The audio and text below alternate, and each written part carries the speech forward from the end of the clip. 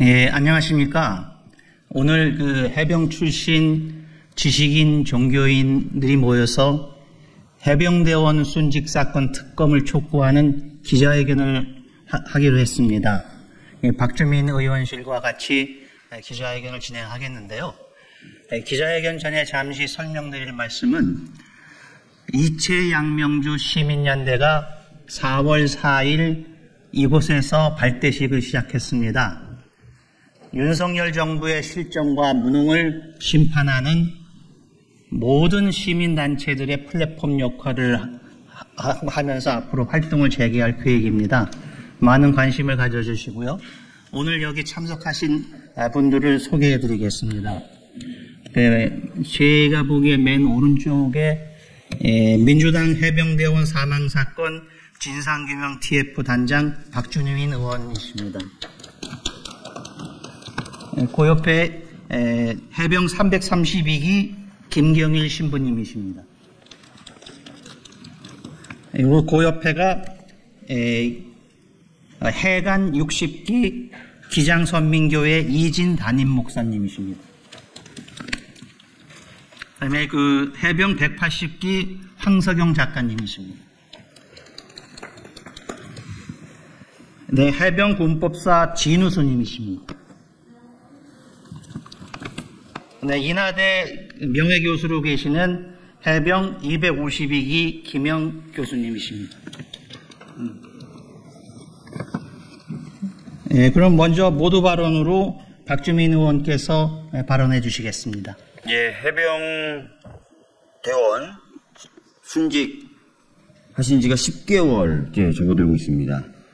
다 아시는 것처럼 그럼에도 불구하고 이 사건의 진정한 책임자가 누구인지 밝혀지지 않고 있고, 더 나아가서는 오히려 진정한 책임자가 누구인지 밝히려고 했다는 사람들에 대해서는 항명죄 등으로 또 재판이 진행되고 있는 상황입니다. 그리고 더 나아가서는 이 사건의 진상을 규명하려고 했던 것을 오히려 억압하고 누르려고 했던 정황들도 드러나고 있습니다. 심지어는 관련된 업무와 전혀 상관없는 그런 업무 권한을 갖고 있는 공직기관 비서관, 대통령실 공직기관 비서관이 이 사건 관련돼서 국방부 법무관리관과 통화를 했던 정황도 드러나고 있는 상황입니다. 도대체 무슨 일이 있었고 또 그런 일을 덮기 위해서 또 무슨 일이 진행되고 있는지 이제는 온 국민 앞에서 드러나야 될 상황이 된 것 같습니다. 이런 시민사회들 그리고 국민들의 목소리를 보다 더 강력하게 국회에 전달하기 위해서 방금 소개하신 것처럼 제 종교 관련되신 분들과 지식인 학자분들께서도 움직여 주셨습니다. 대단히 감사하다는 말씀드리겠고요. 국민들과 그리고 오늘 참석해 주신 여러분들의 뜻을 잘 받들어서 이번 5월 2일 국회를 반드시 열고 또 열린 국회에서는 최수근 상병 관련된 특검법을 반드시 통과시키겠다는 약속의 말씀을 다시 한번 드리도록 하겠습니다. 꼭 특검법 통과시켜서 아까 말씀드렸던 은폐되고 있는 진실이 다 드러날 수 있도록 하겠다는 각오를 다시 한번 밝힙니다. 감사합니다. 우리의 후배 최해병 사건 특검으로 책임자를 반드시 처벌하라. 2023년 7월 19일 이해천의 폭우로 인한 내성천 실종자 수색 작전 중 외아들이며 종손이었던 최해병이 급류에 휩쓸려 사망하였습니다.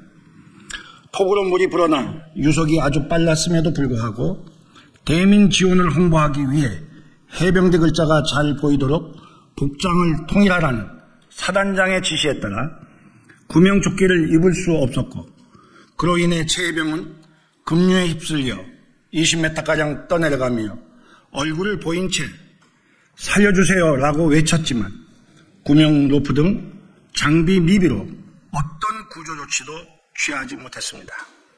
이후 사건이 여론을 타며 철저히 조사하라는 지시에 따라 군 검찰이 꼼꼼히 조사해 제1사단장 임성근 등 8명을 업무상 과실치사 혐의로 경찰에 이첩하려 했으나 이종섭 국방부 장관은 일부 혐의의 제외와 경찰 이첩 보류를 전화로 지시하였다고 합니다. 해병대 박정훈 수사단장은 이를 거부하고 진상을 밝히기 위해 수사 결과를 경상북도 경찰청에 이첩하였으나 오히려 보직해임과 함께 항명과 상관 명예훼손으로 입건되었습니다. 사회가 불의에 휩싸여 도탄에 빠졌을 때 피폐해진 영혼을 보듬으며 분연히 일어서는 것이 종교인의 역할이자 책무입니다. 최혜병 사건은 대민지원 작전의 총체적 실패였을 뿐만 아니라 책임져야 할 지휘부는 책임을 회피하였고 진상규명과 책임자 처벌은 외압에 의해 무산되었으며 사건의 진상을 밝히기 위해 수사 원칙을 지킨 박정훈 대령이 오히려 항명죄로 입건되어 모든 해병 전우들의 명예를 훼손시킨 사건이 아닐 수 없습니다. 한 번 해병은 영원한 해병이라는 자부심에 큰 상처를 입은 우리는 해병대를 전역한 종교인으로서 그의 나라와 그의 의를 구하라는 말씀에 따라 다음과 같이 촉구합니다. 1. 2023년 7월 20일 윤석열 대통령은 정부는 사고 원인을 철저히 조사해서 다시는 이런 일이 재발하지 않도록 하겠다고 한 그 약속을 지켜야 합니다. 2. 2023년 10월 6일 정기국회 본회의에서 해병대 제1사단 일병 사망사고, 수사 외압 논란 특검 법안이 패스트트랙으로 지정되었으니 5월 정기국회에서 반드시 이 법안이 통과될 수 있도록 협조해 주실 것을 여야의 국회의원 모두에게 호소합니다. 3. 윤석열 대통령은 국회에서 이 특검 법안이 통과되면 더 이상 거부권을 행사하지 말고 즉각 수용하여 나라와 군대의 의로운 기강을 바로 세워줄 것을 촉구합니다. 2024년 4월 25일 특검 법안의 통과를 촉구하는 해병 전역 종교인 일동. 감사합니다. 우리는 요구한다. 작년 여름 전국적인 폭우 사고가 일어나자 구조 수색에 나선 해병대 최수근 해병이 목숨을 잃었고, 나중에 밝혀진 바에 의하면 이는 급류양 가운데서 구명조끼나 기초적인 안전장구도 갖추지 않은 무모한 수색 작업 중에 일어난 사고였음이 밝혀졌다. 윤석열 정부는 바로 직전에 일어났던 이태원 참사의 발생과 이후 처리 과정에서 국민 안전에 대한 무능, 무책임으로 집권 초기부터 국민의 신뢰를 잃어버렸다. 사고 한 해 전 여름에 일어났던 물난리에 해병대 병력이 도심지 복구 작업에 투입되어 여론의 호평을 받았고, 이를 계기로 대통령과 해병 사단장 사이에 인연이 생겼다고 추론할 수 있었다. 왜냐하면 해병 사단장은 이듬해의 급류 구조 수색 작전에서 일선 지휘관들의 건의를 묵살하고 무리하게 위험지역 투입을 명령했기 때문이다. 병사들에게 구명조끼를 입힐 필요가 없으며 그것을 입히면 해병대의 상징인 붉은 셔츠가 보이지 않는다는 사단장의 명령은 이를테면 보여주기식 작전임을 드러내는 것이었다. 급류 수색 작업의 중단을 요구한 현장의 의견은 묵살되었으며 이것이 해병 사단장의 공명심에 의한 것이 아닌가 하는 의구심을 지울 수 없다. 국민은 최수근 해병의 죽음을 안타까워하면서 이러한 사고의 재발을 막고 지휘 책임을 묻기 위해서도 철저한 진상규명 및 조사와 처벌이 있어야 한다는 여론이 일어났고, 여야를 막론한 정치권도 공감하고 있었다. 이에 수사를 맡은 박정훈 대령은 진상규명으로 최 해병의 죽음이 헛되거나 억울한 일이 되지 않도록 현장 지휘관에서 사단장에 이르기까지 책임과 잘못을 묻게 될 조사를 철저히 하여 경찰에 이첩하였지만, 대통령이 국방부 장관에게 이런 일로 사단장까지 처벌하게 되면 대한민국에서 누가 사단장을 할 수 있겠는가라는 경로의 지적이 있었고, 이는 국군 통수권자인 대통령이 직접 수사에 개입하여 가이드라인을 제시한 명백한 사례로 기록되었다. 정의로운 수사로 판결하고 농공행상해야 할 정부는 오히려 수사에 대한 개입과 억압을 넘어 수사단장 박정훈 대령을 항명수괴죄로 몰아세웠다.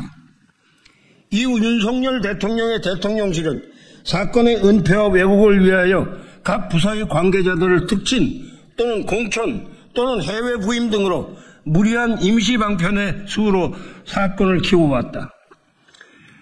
국가의 근본을 떠받치는 국민의 4대 의무 중 국방의 의무는 그야말로 국민의 생명과 재산을 지키기 위하여 목숨까지 담보로 내놓을 만큼 위중하고 신성한 것이다.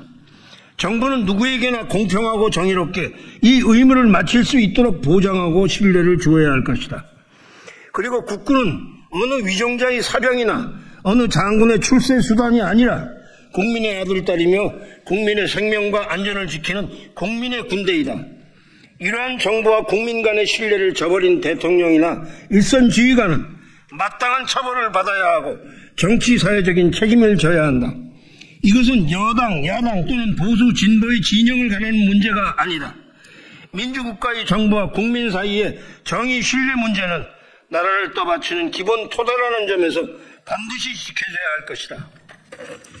우리는 이제까지 정부를 이끌어오며 이리 헤아릴 수도 없는 실정과 무능을 보여준 윤석열 대통령의 즉각 사임을 요구하며 이후 특검을 위하여 상정하고 거부당한 사건들을 차례로 규명하여 이를 저지른 자들은 물론 동조하고 방임했던 모든 관계자의 책임을 물어야 할 것이다. 2024년 4월 25일 해병 180기 황석영.